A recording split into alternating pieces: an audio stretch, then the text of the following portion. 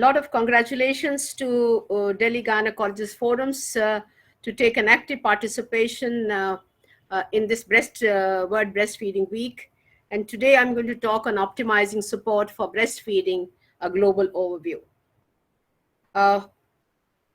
Today, as Dr. Arun has just now said, we are having golden hour feed is at 40% in the last two National Family Health Survey. It has been sticking at 40%. And our aim is that it should become 100% use of this golden hour. This World Breastfeeding Week is a global healthcare event which is done during the same dates, promoting the importance of breastfeeding benefits to newborn and the mother. We all know that बच्चे के लिए माँ का दूध अमृत है, and 100 times each one of us have faced the sentence when somebody is trying to challenge somebody कि आपने माँ का दूध पिया है तो ये करके दिखाओ. So that is the thing, and I think I'm just going to say further on the same thing. Breastfeeding is a gold standard of infant feeding, and Sir has highlighted that 3 aims are there. Early initiation of breastfeeding within 1 hour of birth, and from 40% it should go to 100%, and the total good work lies on the gynecologist. They have to take this particular challenge, and the doctors and nurses should definitely see to it that who are delivering should definitely do this particular activity, and it should not remain at 40%, it should go to 100%. The second aim is exclusive breastfeeding for the first 6 months of life. And thirdly, introduction at the end of 6 months of the solid feed, and together with this, the continued breastfeeding up to 2 years of age or beyond. Now, ये lactogenesis क्या है? Lactogenesis is the onset of milk secretion and includes all the changes in the mammary epithelium necessary to go from undifferentiated mammary gland in the early pregnancy to full lactation in postpartum period. The stage 1 is when the gland becomes sufficiently differentiated to secrete small quantities of specific milk components such as casein, lactose, and a special fat in the milk. And this occurs in mid-pregnancy. And that's why there's a big myth in gynecologist's mind that a mother who gives birth to a preterm baby cannot feed, but that's not so. She has enough maturity to have feed for her own child, and this particular thing should be realized by both neonatologists as well as by gynecologists. The second stage is from a late pregnancy up to day 4 to 8 is the onset of copious milk secretion associated with parturition. And this is brought about by decrease in progesterone level drastically. Third is the whole process of milk secretion becomes an auto mode, and it is no more an endocrine control. There is a maintenance of milk secretion, and the mature milk production is established. This usually takes place at around day 10 and lasts until the weaning begins by the mother. And stage 4 is a full maturation of the alveolar cells. Now, this is the stage 3, where you can see that the progesterone, which is absolutely flooding the system in pregnancy, you find soon after birth, it drastically levels come down, while prolactin, you can see it is coming in the last trimester. It takes a peak at parturition, and soon after that, this 1 hour golden hour is that the prolactin is already there in the circulation, and this is the time to breastfeed the child. Is factory ka lock khulna hai, that is 1 hour feeding is only that. It is just unlocking that factory, and it takes an automatic control.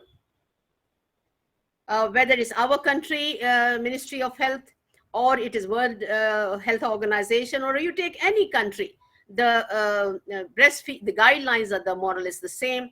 The breastfeeding is the gold standard of infant feeding.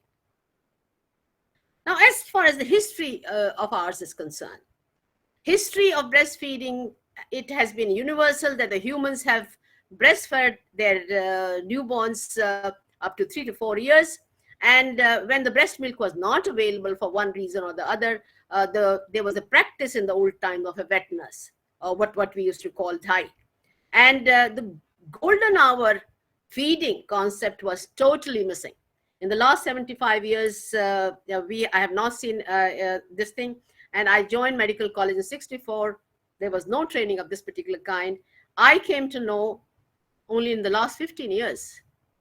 But it was not so much emphasized, which I have been emphasized in the last 3-4 years, since the time I have started presenting this golden hour concept myself. Otherwise, it was missing, and this was left, at least our Indian continent is concerned, कि उसको शहद पिलाएंगे, कोई घर के पुरोहित आ जाएंगे, या कोई elder lady of the house is going to start feeding. So this concept of breastfeeding was missing in this first hour. And this was because of the poor knowledge, because during our undergraduate career, during the basic nursing training time, we never had even a single hour training on breastfeeding. And so much so, during our MD time, I did MD from PGI Chandigarh. There was A to Z what BPNI now claims to tell each and every doctor was also missing. And that is the reason why it is golden hour feeding has stuck to 40% and not making 100%. Unless it is ingrained in every gynecologist's mind that this 1 hour feeding is the thing which is required, and this is you and your nursing staff can do it. I'm sure this is there because of the poor knowledge. Decrease in the breastfeeding is a civilization problem, and I think we have to stop it. You can see here that there's a wide variation of the breastfeeding. Luckily, we are in the dark green area. India is a breastfeeding country. And in spite of that, you can definitely see there is a decline, and the quality of things which Dr. Arun wants it is not happening in the country. You can see here that in the word around golden hour feeding of first 1 hour is around 40%, and in the least developed countries, it is around 60%. As far as we are concerned, it is around 40%, and Sir has said that in the last almost 2 surveys, we have found that it is stuck at 40%, and we have to make it happen to 100%. And then only we can say that the good work is done by a gynecologist. And you can see here the global trend. I've just brought US and India together here. One can see that a golden hour feeding for India is 40%. And exclusive breastfeeding has definitely taken a jump from National Family Health Survey 4 to 5 by almost 10 points. And I think that makes, and now we stand around 65% exclusive breastfeeding. While in US, the golden hour feeding is 26%, exclusive breastfeeding for 3 months had been around 50%, and exclusive breastfeeding for 6 months had been around 25%. Now, what are we totally missing is lactation facility at our workplace. In US, it is around 50%. You find in Middle East countries also, in schools and all, there's some facilities are available. In India, it's totally lacking, hardly anywhere. And in US also, you can find that the formula feed is in the first 2 days introduction is around 20%. And I think as far as we are concerned, we should be also around the same. Now, you can see this particular slide where we have compared the 3 surveys of National Family Health Survey 3, 4, and 5. And you can see, as Dr. Arun pointed out, that in the last 4 and 5th survey, the golden hour feeding had been just 40%, and exclusive breastfeeding has jumped definitely from survey 4 to survey 5 to almost 65%. Here comes the importance of antenatal counseling. There has been a study done by CDC and the US FDA, which shows that when patient had a dedicated counseling during an antenatal period, that particular woman was motivated and she breastfed exclusively for almost 8 months. When this counseling was missing, this was less than half. So I am a very strong proponent that dedicated counseling session should be given during the antenatal period, where this lady is told about the importance of breastfeeding. The full examination is done, and she should be offered at that particular time classes also, that she knows about the different techniques, what all has to be done, what are the challenges are there in the breastfeeding. And I think, it is 80% of knowledge should be there with her, and the practical part she will definitely know once her mind knows what is the theory behind it. Now, this again, I reiterate that breastfeeding is a good obstetric practice. This should be ingrained in the mom's mind during dedicated antenatal counseling session. That is a complete nutrition for the child, and it makes your baby strong by giving protection against the child infections. It increases the intelligence and probable future reductions in non-communicable disease like obesity, diabetes, and stroke. And as for the mother is concerned, besides shaping her, it gives protection against breast cancer, against ovarian cancer. It improves the birth spacing also for her, and also decreases the chance of non-communicable diseases like diabetes, which has been the capital, our country is the capital for the same. Now, beside golden hour feeding, skin-to-skin contact also has to be ingrained in nurses and the doctor's mind, that this also does wonders. It's vital for the baby. It satisfies the need of the baby of comfort and the calming. It can boost the mother's milk supply in a big way. It increases the anti-fight and the flight response of the infant, the stress management, and it makes the person calm, strong, intelligent, and emotionally stable. This is skin-to-skin contact is vital for preterm neonates, where it is often can be offered as a kangaroo care. It had been pleasure for me to see the beautiful part has been done in Safdarjung Hospital, which is a nodal hospital for training for kangaroo care. Now, what I've learned in the last 50 years since the time I've got my post-graduation, that the breastfeeding for the first 6 months is crucial. It has to be exclusive breastfeeding. Protects infants from the allergies, neonatal, mortality and morbidity, and childhood illnesses. Mother should continue breastfeeding at work. Now, once this particular information goes to the mother, that expressed breast milk on the room temperature can be okay for 4 hours. If she keeps in a fridge at at 4 degrees centigrade, then it can be, this particular milk can be used for 24 hours. Even if the facilities are not available at the workplace about feeding, then I think, this particular knowledge will go a long way for her to exclusively breastfeed the child for 6 months. As far as the benefit to the mother, I've just now said, it definitely decreases the risk of breast and the ovarian cancer and type 2 diabetes and a postpartum depression also in a big way. And we all must know that the infant formula does not contain antibodies and found in the breast milk and should not be promoted at all. As for the baby is concerned, it gives the optimum physical growth, the metabolic competence, the emotional competence, the optimum cognitive development, and increases the IQ by almost 10 points. And it decreases many infections and modulates the inflammatory response of the baby, and decreases the mother and child bonding.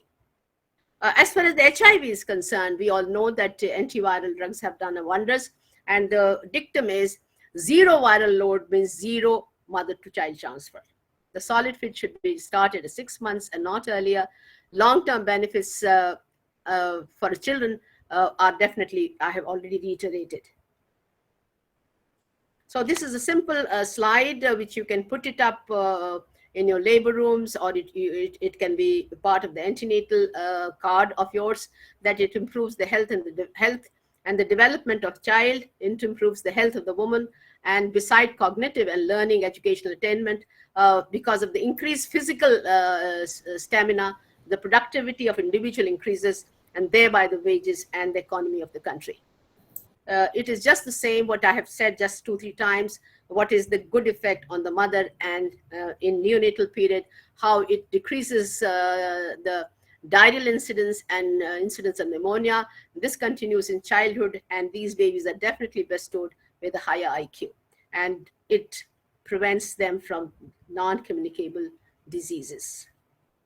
So the time has come for obstetrician to play a critical role in supporting breastfeeding, and should not miss the counseling session in the antenatal period about the golden hour and the utility of 6 months. And they should be also told how it can be extended with solid foods up to 2 years. Now here I just wish to bring the myths which are there in our mind. The biggest myth in public, nurses, and a doctor's mind, including gynecologists, is that the formula feed is equal to breast milk. Big no. They are told to wash the breast nipples before breastfeeding. And we all know that the Montgomery tubercles are there, which have an anti-infective secretion and which prevents from the infections, and this should not be the practice. Another myth we have in our mind: whenever we are sick, we should stop breastfeeding, and that's not the case. It is usual that the people who are working people, they say that when breastfeeding is done, sore nipple or hurting nipples are inevitable. This again because we have poor knowledge how to know the real technique and how latching should be properly done to avoid all these problems, which are big challenges. You should separate a newborn and a mother to be allowed to have a rest. Again, everybody says that rooming in is the practice, and not only rooming in, आपको mother को और baby को साथ एक ही bed में रहना चाहिए, तो उससे definitely increases bonding. And again, working mother says that you can never start this thing if you breastfeed the child, the baby will not accept the other feeds when she's away. She will find it difficult. People say that no medication can be taken. We all know that majority of the medications have a very insignificant amount in the breastfeed, and I'm sure dedicated education in this particular way, we will know which drugs are harmful, and we can definitely advise and counsel them. Young girls definitely have in their mind that the breastfeeding causes sagging of the breast. It is absolutely opposite, and it is how they are empowered that right kind of a bra and what should be the position of a nipple should be there, that can avoid sagging of breast. People say that आप ज़्यादा breast feed करोगे तो आपके बच्चे जो हैं चिपकू हो जाएंगे. Breastfed babies are clingy. That's not true. It is hard to wean a baby if you are breastfed or more than 1 year. So these are a couple of things are there which are myth in the mind, and I think this have to be told in a long sessions, and every time after the counseling session, anytime she has a queries, you should definitely answer queries one by one. So the challenges are lack of knowledge and the skill of not only of the mother, because there has been no training during the school time and the college curriculum as far as the breastfeeding part is concerned. And I just now told you what is the handicap of training for nurses and RMBBS doctors in breastfeeding. And I think there should be dedicated 7 days course on breastfeeding, not only to the nurses, but as to the MBBS doctors as well.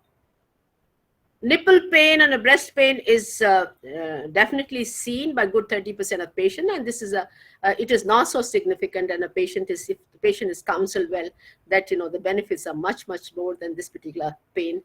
I think things can be sorted out. Too little milk or too much of milk again causes problem, because if there is too little milk, there is a lot of anxiety on her, and whenever there's an anxious mind, you can find that the success can be defended. You have to everything. If there is a problem, the solution can definitely be right there, and that comes from the right kind of a training to the nurses as well as to the doctors. Depression, I find quite a few working ladies do find, and otherwise also, कि दूध पिलाते ही इतना समय लग जाता है. Is it going to be life like this feeding the child? So quite a few people that get into depression, and again the counseling does wonders. And we also have one lacuna, is that no support lactational services are available on breastfeeding once she is discharged from the hospital, both at home or at workplace. So obstetrician nurses who are not have had adequate training in breastfeeding support and management leads to their lack of confidence and competence in providing effective support to breastfeeding mothers. So we also know that the lack of support for breastfeeding is at workplaces there, and let's put our hands together. Let's make breastfeeding work, and optimal maternity leave and workplace accommodation support and environment to enable breastfeeding. So she should have a freedom that she can breastfeed anywhere, anytime. So our aim should be 100% feeding And once this particular aim is put in our mind, the rest of things can be sorted out. Now, the challenges are the cesarean section rate is rising, and we definitely know it 4 times less chance of having a feed in the golden hour, unless, the gynecologists make their commitment to themselves that I am definitely going to take a help of the neonatologist and the neonatology nurse to help, and make anesthetist also a part of it. And I think, this particular problem can be sorted out. I can see many hospitals in the city have started doing it in the private sector, and I'm sure it should be made 100%. Again, I just now told you that biggest myth in our mind is formula feed is equal to breastfeed. So lack of support from the family and the community is also seen because of the nuclear families are happening these days. Even if the elders come, the younger people don't want to take any advice from them. Maternity leave policies definitely impacts the breastfeeding because returning to work too soon after delivery can make it difficult to continue breastfeeding. And I think, the proper knowledge about the express breast milk can definitely sort out these problems. And I did mention to you that, our breastfeeding support after the discharge from the hospital is totally lacking in this country. And we need to have on-job training for health professionals and ASHA workers to achieve breastfeeding goals, which myself and Dr. Arun have just pointed out. We all know that WHO, our Ministry of Health, have highlighted the same guidelines. Every country has almost similar guidelines. And we definitely appreciate the work of BPNI for training. And this baby-friendly hospitals, this is the time, sir, that, the most of the government hospitals can be also approached. Now with the luxury things there around, the people are receptive. Everybody is receptive in a government and public sector, private sector hospitals. As far as we also know that if breastfeeding is done, we definitely save a lot of money for the family, and it is billions and billions of dollars for people abroad, and for us it is rupees that we save, and it improves the health of the mother and the child. So this is the financial aspect of breastfeeding. And coming to the last 10 steps for successful breastfeeding are that have a written breastfeeding policy that is routinely communicated to all healthcare staff working in a hospital, small or big. Train all healthcare professionals in the skill necessary to implement this policy. Inform all pregnant women about the benefits and the management of breastfeeding. Help mothers to initiate breastfeeding with this golden hour of birth, and show mothers how to breastfeed and how to maintain lactation, even if they are separated from their infants for some time. And give infants no food or drink other than breast milk unless medically indicated. Practice rooming in and allow mothers and infants to be together 24 hours a day. Encourage breastfeeding on demand. Give no pacifiers, artificial nipples to the breastfeeding infants, and foster the establishment of breastfeeding support groups and refer mothers to them to discharge from these hospitals. We have to work hard on it, and I'm sure with everybody putting their hands together, this particular part can be done. So finally, coming to the training part of it, I think, each gynecologist need to get trained, and I will get back to you on this particular aspect. So thank you very much. What you told about the golden hour and how particular we should be, especially in the patients of cesarean, a dedicated antenatal session for the breastfeeding, for the counseling, and the answers, such a crisp answers to small questions.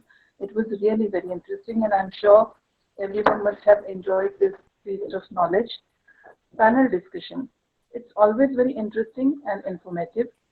And now I request our Dr. A few expert comments from Dr. Vivek Jain, who's the head of neonatology in Fortis Hospital, Shalimar Bagh. Sir, we would like your comments. Thank you very much, ma'am, and thank you very much, Delhi Gynae Forum, for giving me this opportunity to be a part of this elite group. First of all, personally, I'm very fortunate to be here sharing the screen with Sharda ma'am. I don't know whether she remembers, but when I landed from UK, she was my first, head of the Department of Obstetrics, and we worked together for a year.